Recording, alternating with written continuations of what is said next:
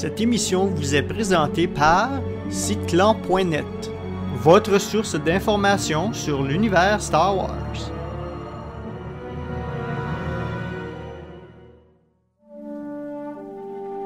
So what I told you was true, from a certain point of view.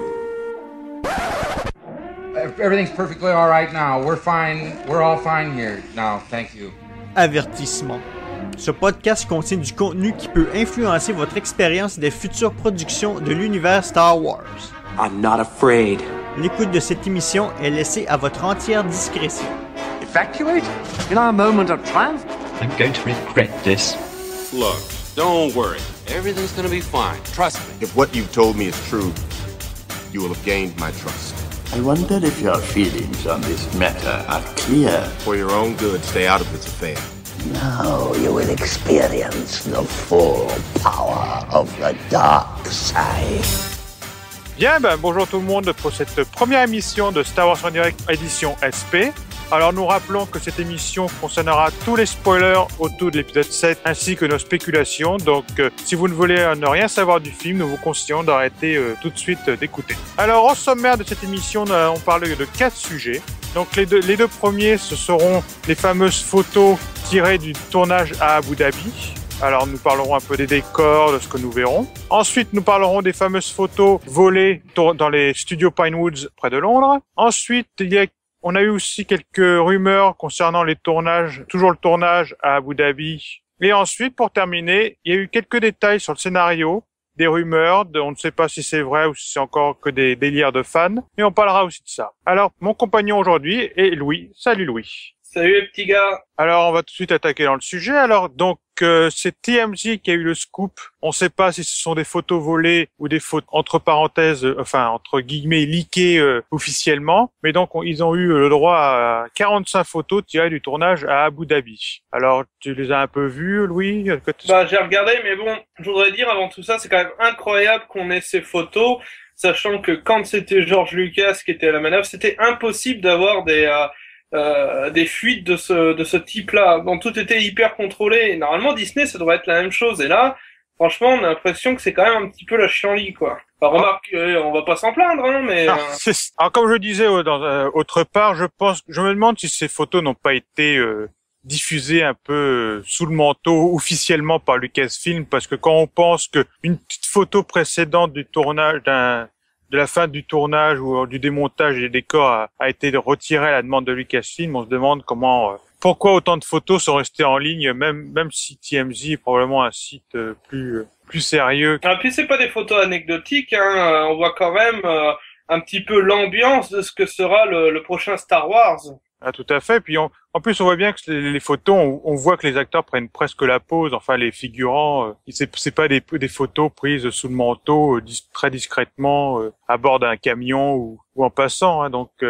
Alors moi, sur ces photos à Abu Dhabi, là tout de suite, ce que je voudrais dire, par exemple, c'est l'espèce de cochon géant là qu'on a vu. Hein. Ça, moi, ça me plaît bien. Ça me plaît bien parce que c'est un petit peu dans tout ce set de photos qu'on nous a donné, on a l'impression que J.J. Abrams pour les intimes, cherche à renouer un peu avec le Star Wars classique. Ça c'est quelque chose qu'il disait depuis le début. Hein, ça. Ah non, mais je pense que ça va être radicalement différent d'avec la prélogie de George Lucas. C'est-à-dire, quand vous voyez le cochon géant là, ils ont pas cherché à utiliser le CGI et la 3D, la synthèse. Moi, ça me plaît beaucoup parce que je pense que trop de synthèse tue de synthèse et tue la synthèse. Et c'est ce qu'on avait un petit peu sur la prélogie. On voyait qu'au final, l'épisode 1 a très mal vieilli. Heureusement, ils lui ont fait un lifting pour le Blu-ray, pour la sortie Blu-ray, mais ça a vieilli quand même très mal et on n'a pas cette même ambiance qu'on peut avoir avec des marionnettes comme ce cochon géant. Alors après, je pense aussi qu'il y a un désir, le fait que ça se passe après l'épisode 4, 5 et 6, je pense qu'il y a eu aussi un désir de garder une identité visuelle qui était la même, ça c'est sûr, mais en tout cas, ce gros cochon, il a l'air d'être énorme parce il a l'air peut-être plus important qu'on le croit parce qu'on le retrouve également dans les studios Pinewoods. Mais ça, faut voir aussi à quel moment, peut-être que les photos ont été prises après de Londres, avant le tournage, et donc il a été juste monté un petit peu de... Je me dis que c'est peut-être un animal qui se monte un petit peu comme les douébacs avec avec les Stormtroopers. Donc, dis... pour moi, ça ressemble à ça, quoi. Alors, en fait, ce que je me disais, parce qu'on a aussi, dans une des photos, il y a un signe marqué warning, en fait, attention. Et je me demande, et comme il y a des barrières, puis il y a une arche qui ressemble à une entrée, ce que je pensais que ça pourrait être très bien une foire à bêtes, ou une ferme, tout simplement. Hein. Oui, un ranch. S'il veut essayer de faire une espèce de similitude avec les deux premières trilogies, et on retrouve un petit peu ce principe de ferme sur Tatooine, parce que bon, là, on est clairement sur Tatooine. Ah oui, c'est sûr, vu les façons dont sont habillés les figurants et tout ça. Je pense qu'il n'y a plus aucun doute. Voilà, et puis même sur les figurants, on sent qu'il a voulu renouer avec ça, avec dire non au tout CGI. Et moi, je veux dire, déjà, le travail qu'avait fait Abrams sur Star Trek, moi, me laisse me donne une impression très positive. Je pense que on va renouer vraiment avec du Star Wars comme on l'aime. Mais d'ailleurs, on peut aussi noter que la fameuse arche est tirée d'un vieux dessin de Ralph McQuarrie, donc on voit que même lui a toujours son influence 40 ans après. C'est très agréable à voir. Donc je pense qu'on verra d'autres choses de ce côté-là. Alors je pense que j'ai un peu faux quand je vais te dire ça, mais cette arche-là, elle me fait un peu penser à une espèce d'arche de limite, tu vois, de course de pod. Dans le dessin de McQuarrie, elle servait en fait à l'entrée du palais de Jabba. À l'origine, elle avait été dessinée pour servir pour le palais de Jabba. D'accord. On voit vraiment qu'il y a vraiment ça m'étonnerait pas que ce soit un truc un peu électrifié là, les barrières, et puis ça soit juste l'entrée, je sais pas. T'as deviné ça quand t'as vu les lumières dessus? Ou alors c'est l'arche sur l'autoroute. Non, mais tu vois, il y a aussi une autre photo où on voit tous les mecs de Tatooine qui sont assis, ils se reposent à l'abri du soleil, mais d'une espèce de silo qui pourrait très bien ressembler, soit à un truc de vaisseau, hein, soit plus simplement un podracer, quoi, un réacteur de podracer. Bon, je pense pas que ce soit ça réellement, parce que je le vois pas se rapprocher de la prélogique comme le pensait George Lucas. Mais en tout cas, ce que je veux dire, c'est que si George Lucas avait fait ces films-là, moi, je pense qu'ils auraient ressemblé plus à la prélogie qu'à la trilogie, contrairement à ce qu'on va avoir droit grâce à J.J. Abrams. Parce que, Lucas, il se justifiait, tu vois, quand il sortait sa prélogie en disant que l'aspect des vaisseaux un peu crasseux, etc., de vieilles technologies, c'est parce qu'on était dans des planètes reculées, dans la bordure extérieure, etc., etc. En tout cas, c'est sûr, moi non plus, je pense pas qu'il s'agit d'un pot. Je pense que, de toute façon, je pense que c'est même pas un décor qui a été installé. Je pense qu'ils l'ont vraiment posé là pour, en attendant, ils en ont profité pour comme par soleil. Voilà. Mais je pense, il y avait aussi des rumeurs qui disaient comme quoi, et puis on le voit bien parce qu'on voit bien que les flammes qu'on voit à un endroit, elles sont tellement sombres que ça ressemble pas à un feu naturel un feu de camp. Parce qu'il y avait comme ça des rumeurs qui disaient que ça serait un lieu de crash et tout comme ça. Donc peut-être que les réacteurs après vont être installés pour clairement, clairement, je pense qu'il y a soit quelque chose qui s'est écrasé, comme tu dis, soit on se rapprocherait ça ressemble un peu à une ferme. On a vu des enclos, donc on se rapprocherait un petit peu de l'épisode 4 avec la ferme de l'oncle Owen qui s'est fait brûler par les Stormtroopers. Mais il faut pas mettre trop vite de côté, à mon avis, l'idée du parallèle entre les trilogies, hein, parce que déjà, sachant qu'il a fait ce parallèle-là, George Lucas a fait des parallèles déjà dans sa première trilogie, donc pourquoi pas. Puis il avait toujours dit que c'était il avait dit que ce serait quand même, je pense que la grande rumeur qui dure, de toute façon, on en reparlera un peu plus tard, mais c'est vraiment que ça serait vraiment la troisième génération des Skywalker et tout, des jeunes de la famille, des familles Skywalker et Solo, donc ça c'est. Bah oui, parce que la première génération, ils se cassent les jambes, donc. Et on en parlera après, mais évidemment, quasiment les seuls acteurs principaux qui étaient sur le tournage à Abu Dhabi étaient John Boyega et Daisy Ridley. Alors et puis justement dans cette fameuse rumeur qui dit que le personnage joué par John Boyega n'est pas un Jedi ni un Padawan au début du film, et il va se passer quelque chose qui va le lancer dans sa quête, enfin dans son aventure, un peu comme Luke au début de l'épisode 4. Alors je me demande, est-ce que ça pourrait pas être ça, il pourrait pas avoir, je sais pas, un gros accident, le crash arrive là justement sur ce fameux ranch ou foire à bêtes, et c'est ce qu'il va justement découvrir quelque chose, il va savoir ce que c'est, et ça va le projeter justement dans cette aventure là. Bah, c'est-à-dire que si la rumeur est vraie, la rumeur est tournée de telle façon que ça veut dire que Boyega interprète le rôle principal. Bah, ça m'étonnerait. Moi, je pense que on l'avait déjà parlé dans nos émissions mensuelles, mais je pense que ce sera lui, Daisy Ridley, et le troisième, on sait pas encore très bien qui c'est. Ça pourrait être Domhnall Gleeson, ça pourrait être bref, que des Adam Driver. Et tout. Donc ça aussi, on pourrait encore spéculer, mais on avait déjà un peu spéculé lors de notre annonce du casting dans notre précédente émission de Star Wars en direct. Donc effectivement, cette arche là, puis je pense aussi que la grosse créature, je crois qu'elle a été un peu comme Jabba contrôlée par 5 ou 6 personnes, donc apparemment assez imposante. On avait mis des Chinois, comme ils savaient pratiquer, tu sais, pour le Nouvel An chinois avec les dragons, on s'est dit mettez-vous dans un cochon géant, ça fait pareil. Donc voilà. En tout cas, le décor est sympa, je trouve qu'on se retrouve vraiment sur Tatooine, il n'y a pas... Non, mais moi je suis sûr qu'on va avoir cette ambiance, et puis après, bon, bah, on va parler du second set de photos, on va en reparler. C'est sûr que Tatooine, bon, c'est vraiment la planète type de Star Wars, mais d'un autre côté, je me demande, on n'arrête pas de me dire, mais il n'y a pas que cette planète dans la galaxie quand même. On a l'impression qu'ils vont toujours sur les mêmes planètes, et c'est un peu dommage de temps en temps. Bien que c'est très agréable de voir. Oui, bon, on a vu quand même, là, on n'est pas dans la trilogie, hein, c'est-à-dire que avec le peu de moyens qu'avait George Lucas, sa trilogie, on voyait que, allez, 2 ou 3 planètes maximum. Dans la trilogie, tout de suite, on a vu beaucoup plus de planètes.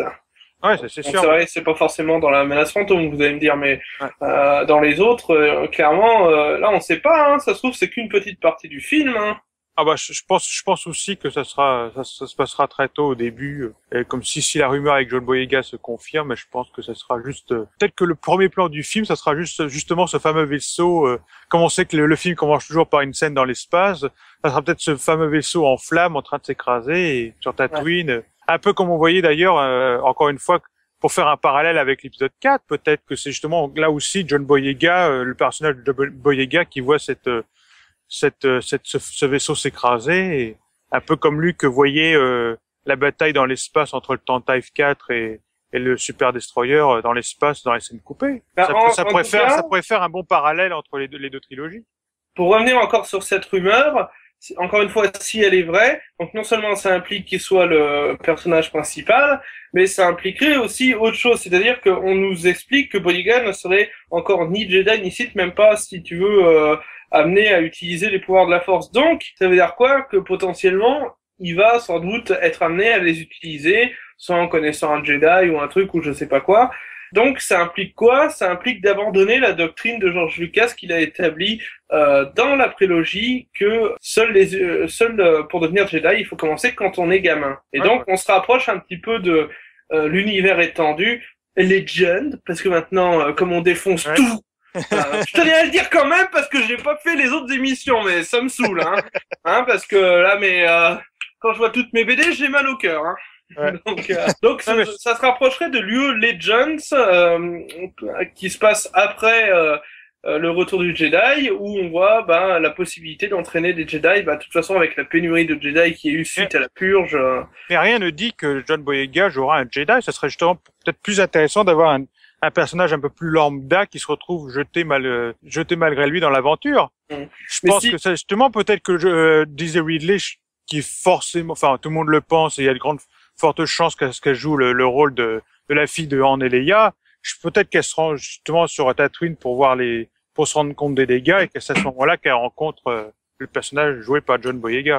Ouais, en tout cas, ça reste vraiment que des rumeurs, je sais pas. Ouais, ça c'est sûr, mais quand tu vois qu'il parle il y aura un méchant féminin, d'accord, un méchant féminin, ouais, espérons que ce soit charismatique, quoi, parce que j'ai pas envie de faire de sexisme, quoi, mais je veux dire, un méchant féminin qui avec 50% de chance qu'elle soit cite déjà, d'où est-ce qu'ils ont été chercher 50%, j'aimerais savoir où est-ce qu'ils ont ces fameuses rumeurs de Latino Review, on en parle, mais je pense on sait pas d'où ils les sortent, et ce sont que des petites rumeurs, mais d'une manière générale, si le méchant du film est un Sith, moi je trouve ça dramatique, parce qu'on a le droit toujours à la même sauce. Bon, vous me direz que c'est des films qui sont avant tout faits pour des enfants, patati patata, mais l'univers Star Wars est tellement riche, l'UE Legends est tellement riche qu'on peut aller piocher dedans, et puis maintenant en plus ils ont plus aucune contrainte de suivre l'ancienne continuité, quoi. Donc c'est sûr.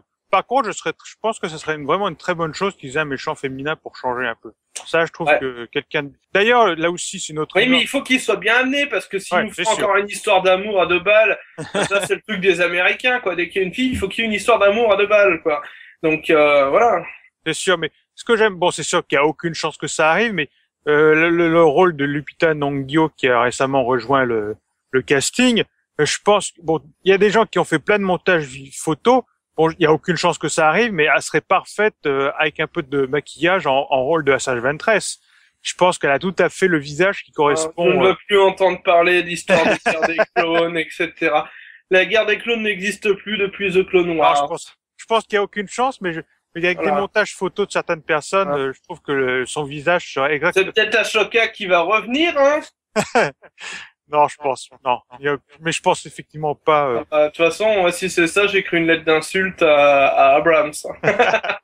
Ouais. Tu sais pas ce qui viendrait de lui et ce qui viendrait de George Lucas. Ah bah, ce qui me fait peur, c'est pas Abrams, c'est que George Lucas reste un peu dans le dans le tempo. Bon, sinon, maintenant, on peut parler des photos de Pinewoods. Donc, on voit effectivement sans problème que il y aura le Faucon Millennium qui reconstruisent en taille réelle. Donc là aussi, je pense qu'il ne serait pas emmerdé à reconstruire le faisceau en entier s'il n'avait pas un rôle important. Ce qui confirme un peu, le fait que Han Solo aurait normalement un rôle principal dans ce film-là. Et rien ne le confirme, mais je pense qu'ils n'auraient pas reconstruit le vaisseau pour juste 2 scènes. Ce que je veux dire, bon, sur ces photos, on voit et le Faucon Millennium à échelle 1/1 et aussi un X-Wing. Bon, c'est pas tout à fait un X-Wing, il est un peu plus court, mais ce set de photos-là tend à valider ce que j'ai dit tout à l'heure avec le gros cochon. C'est-à-dire que, autant pour le gros cochon, on a refait des marionnettes avec du mastic, enfin du latex, etc., pour enlever cette histoire de CGI et d'images de synthèse. Bah là, c'est pareil. Il y avait un problème quand même incroyable au niveau de la prélogie, c'est que ces vaisseaux, on n'y croyait pas. Oui, alors que tu vois des films récents comme Les Seigneurs des Anneaux, où tu vois le gouffre de Helm, ils l'ont reconstruit en maquette entière, etc. Mais ça te donne une qualité que tu ne peux pas en avoir en image de synthèse. Tu parles du fait qu'il y a, mais là, dans la photo, on voit qu'un seul X-Wing, enfin X-Wing ou nouvelle version de l'X-Wing, mais c'était pas, pour l'épisode 1, ils avaient aussi recréé un chasseur Naboo en taille 1.1. Hein, oui, mais l'épisode 1, ils utilisaient encore des maquettes. D'ailleurs, c'est pour ça que quand tu vois le croiseur de la République au début, t'es un peu scotché parce qu'il arrive, il te rentre dans l'écran et c'est une maquette. Donc tu vois que c'est un vrai vaisseau, mais tu vois tout de suite la différence. Le chasseur Naboo, d'accord, mais quand tu vois la bataille de la fin de l'épisode 1, où t'as Anakin, on voit que son vaisseau c'est de la 3D, ça se voit. Et encore là, comme je te dis, ils l'ont retravaillé parce qu'il est sorti en Blu-ray, mais ça se voit à fond. Oui, mais peut-être que là on a un seul X-Wing, mais peut-être qu'on aura toute une armada qui sera aussi pareil en image de synthèse, on sait pas. Peut-être qu'ils utilisent juste un seul pour comme référence et pour les scènes de proches ou assistantes. Tout à fait. Mais si c'est ça, ça veut dire encore une fois que ça invalide le fait qu'il veut se rapprocher de l'esprit trilogique et non prélogique. Par exemple, en faisant discuter dans une bataille spatiale les pilotes de X-Wing, il a besoin de ces fameux cockpits, tu vois. En tout cas, le Faucon Millennium en taille 1.1, ça fait très plaisir à voir, ça c'est sûr. Il a l'air très fidèle, évidemment. Ça donne vraiment de très bonnes impressions pour la suite. Hein. Je suis plutôt très optimiste. Hein. Ah bah oui, même quand on voit ça a l'impression presque de se retrouver il y a 30 ans en arrière. Ah puis on l'a vécu, hein, nous c'est comme le débarquement de Normandie avec Hervé Morin, hein. On a tout vécu, hein. Par contre, les grands décors avec pas vraiment des arches, mais tu sais avec des constructions un peu en biais, là, je sais pas du tout si ça peut correspondre au Faucon ou à quelque chose d'autre. Alors tu parles de Abu Dhabi là ou Non, des studios Pinewoods. Parce que là, j'ai une espèce de rampe. Oui, voilà, c'est ça. C'est ça dont je parle. Ça doit représenter quoi, selon toi? Je sais pas si ça pourrait correspondre au Faucon ou à quelque chose d'autre, parce que j'ai pas l'impression... Je ne crois pas... J'ai l'impression que c'est un peu à part. Ça me rappelle pas du tout le Faucon, en tout cas. Voilà, donc, mais ça pourrait être un hangar soit dans un croiseur ou une station spatiale. Mais on voit bien que c'est pas connecté au reste du Faucon. Alors, est-ce que c'est des morceaux du Faucon qu'on ne connaît pas, quelquefois pour les soutènements, ou je ne sais pas, mais je pense vraiment que c'est un morceau de décor à part. Ou alors c'est sûrement peut-être l'intérieur, comme tu dis, d'un vaisseau. Pour moi, c'est complètement à part. Et je vais te dire, la photo même, il n'y a pas assez de choses pour pouvoir... Non, on peut faire vraiment que spéculer là-dessus, quoi. Bien sûr, ça me rappelle un peu justement les photos qui diffusaient un peu au compte-gouttes à l'époque des épisodes 1 ou épisode 2, où on voyait qu'un morceau de décor et après on réalisait en voyant le film, ah, c'était ça en fait, et on voyait que tout ce qu'on disait, tout ce qu'on pensait, c'était faux.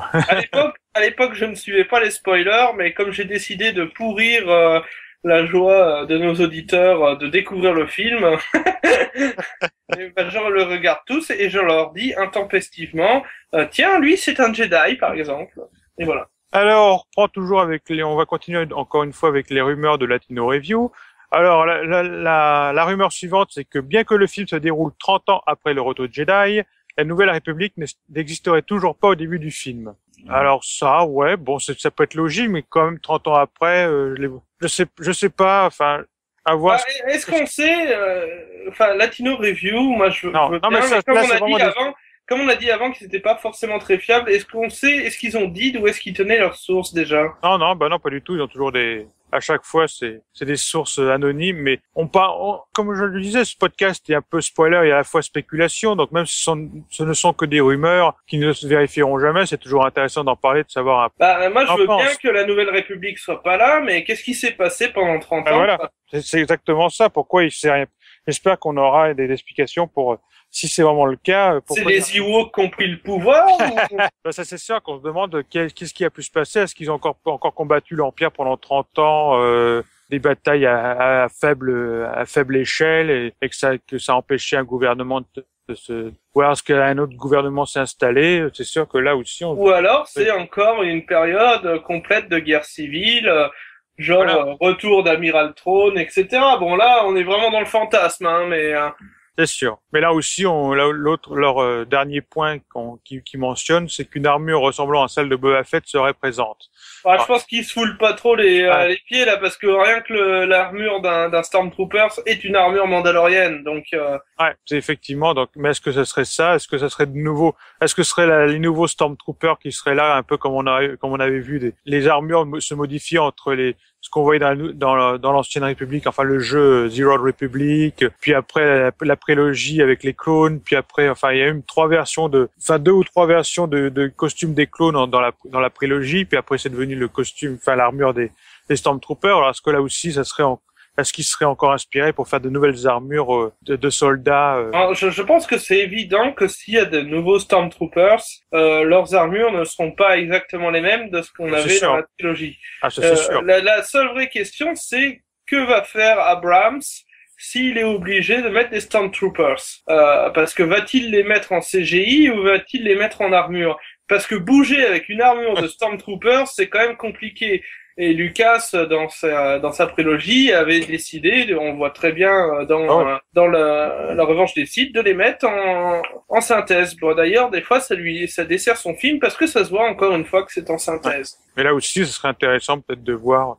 Même peut-être qu'ils vont peut-être réutiliser Death Watch, parce qu'on sait très bien que Lucas, il peut changer un peu ses idées, donc peut-être qu'il tout d'un coup il a créé les Death Watch dans The Clone Wars et a décidé de les réutiliser. C'est pour ça qu'il y a des armures un peu mandaloriennes. Ça pourrait te faire de bons méchants, ça c'est sûr. Hein. Ça pourrait rendre quelque chose d'intéressant. C'est vrai que si on parlait enfin officiellement des Mandaloriens, ce serait vraiment que justice, quoi. Hein. Ouais, c'est sûr. Enfin, qu'on parle des Mandaloriens, les vrais, hein, pas ceux qu'on a développés dans des films pour enfants. Pas des séries pour enfants, si vous voyez ce que je veux dire. C'est sûr, mais bon, ça serait vraiment pour changer un peu des sites. Je pense que des Mandaloriens pourraient vraiment faire des méchants très intéressants. Exactement. Si on regarde, y avoir une chef, je sais pas, une méchante justement Mandalorienne en chef de caste, une chef de caste. Je pense que ça pourrait donner des histoires intéressantes. Mais c'est sûr que j'aimerais bien c'est sûr que Star Wars, c'est vraiment une histoire de Jedi contre Sith, mais ça serait bien un peu de s'en éloigner, et je pense que ça pourrait redonner tout à fait Les films sont une histoire de Sith contre de Jedi. Mais si tu regardes, par exemple, l'UE Legends au niveau de on peut plus regarder maintenant l'UE Legends. Si, non, mais de toute façon, moi, il n'existe plus d'UE, je n'achèterai plus tous les trucs qui vont sortir derrière. Mais si tu regardes les KOTOR, tu te rends compte que John Jackson Miller a très bien développé les guerres mandaloriennes et que avoir quelque chose comme les guerres mandaloriennes correspondrait plus à l'idée d'un titre comme Star Wars.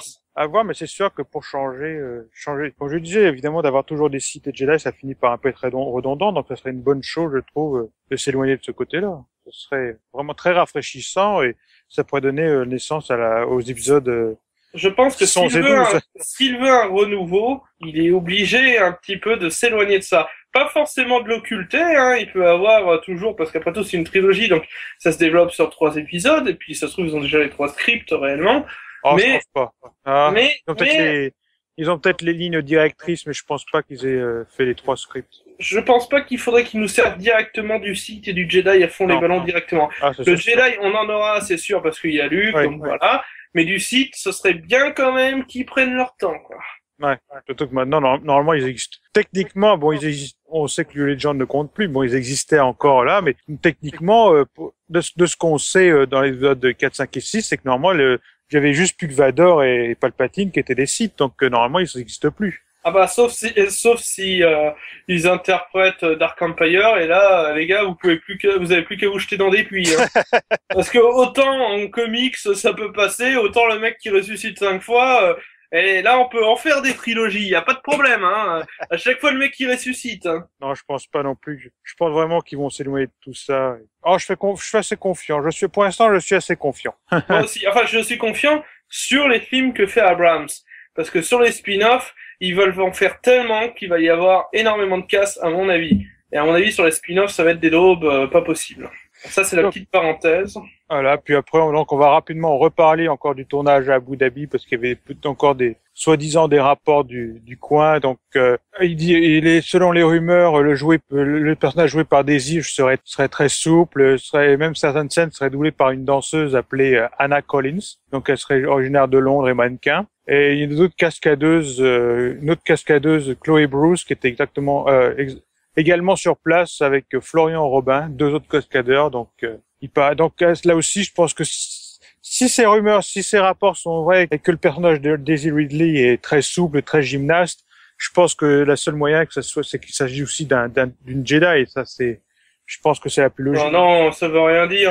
Non, moi, je sais pas, j'ai eu une rumeur comme ça, j'ai dit, moi, j'ai envie de dire, les gars, mais vous passez votre temps à sortir ce type de rumeurs, mais qu'est-ce que vous faites de votre vie, quoi?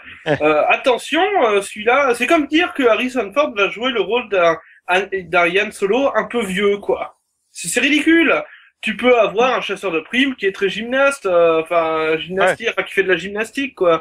Je veux dire, ça ne correspond à rien. Bah oui, t'as des cascadeurs qui viennent pour suppléer les acteurs principaux. Mais vu ce que font les cascadeurs, ça va bouger. Bah oui, c'est du Star Wars, quoi. Hein. J'ai vu un peu les façons de bouger de ces fameuses cascadeurs. Ils ont vraiment l'air très très souples, un peu comme faire des pirouettes comme seuls les Jedi peuvent en faire. Et c'est comme aussi, on pourrait juste rapidement parler du fait que je pense que c'est confirmé que Luke aura la barbe. Et je trouve que ça lui va super bien d'ailleurs. ouais, c'est ce que j'allais dire. Bah c'est bien, ça fait un parallèle avec Ben Kenobi. Ouais. Et je pense que c'est bien parce qu'il a pris une de ses gueules en 30 ans. Ouais, je trouve que ça lui complète bien le visage. Ouais, ça lui va mieux. Mais bon, en même temps, ça le rend plus sage. En même temps, il a dû arrêter de manger dès qu'il a su qu'il allait avoir le rôle, donc ça va mieux.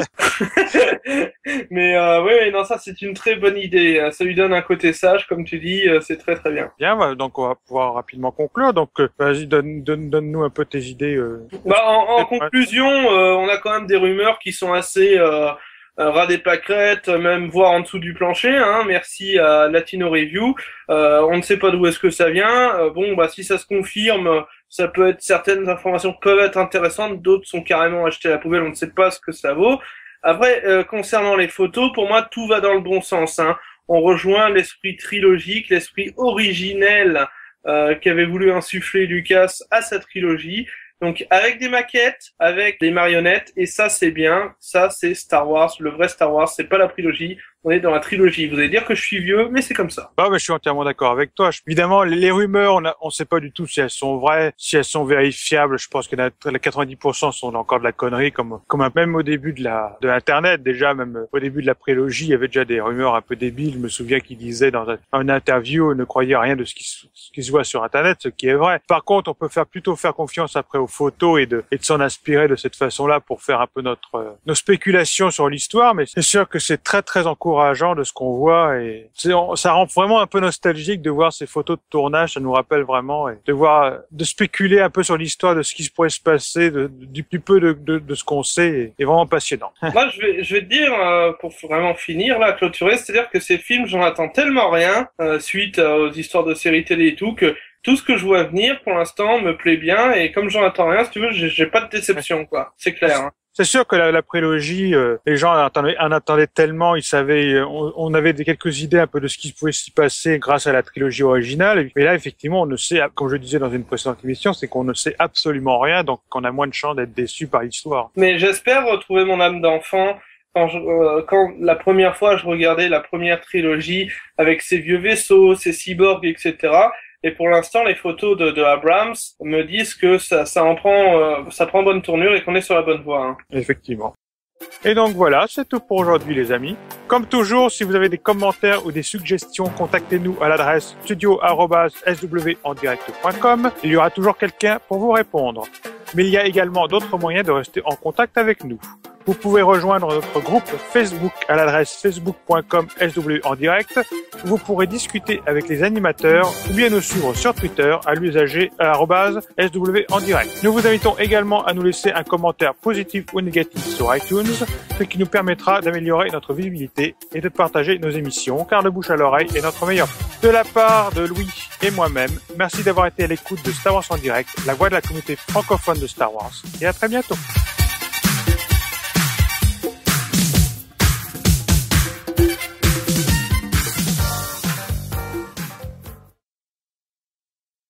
C'est sûr, mais comme je disais Bon, tant pis. Vas-y, vomis pendant l'émission, je vais rien te dire. Alors, comme je dis... Je t'entends très bas, là. Hein. Tu m'entends, là? Très très bas. J'ai rien touché. Ouais, mais t'as vomi sur ton micro, peut-être que ça a joué. Hein. Allô? Il y a un bout de jambon qui reste coincé. Allô, Star Wars en direct. Ah ouais, mais je t'entends. Toujours bas? Ouais, bon, vas-y, c'est pas grave. Si c'est au même son sur Audacity, c'est bon. Effectivement, même sur Audacity, je suis un peu bas maintenant. Oh, fais chier. Bas maintenant. Oh, fais chier. Bas maintenant. Oh, fais chier. Bas maintenant. Oh, fais chier.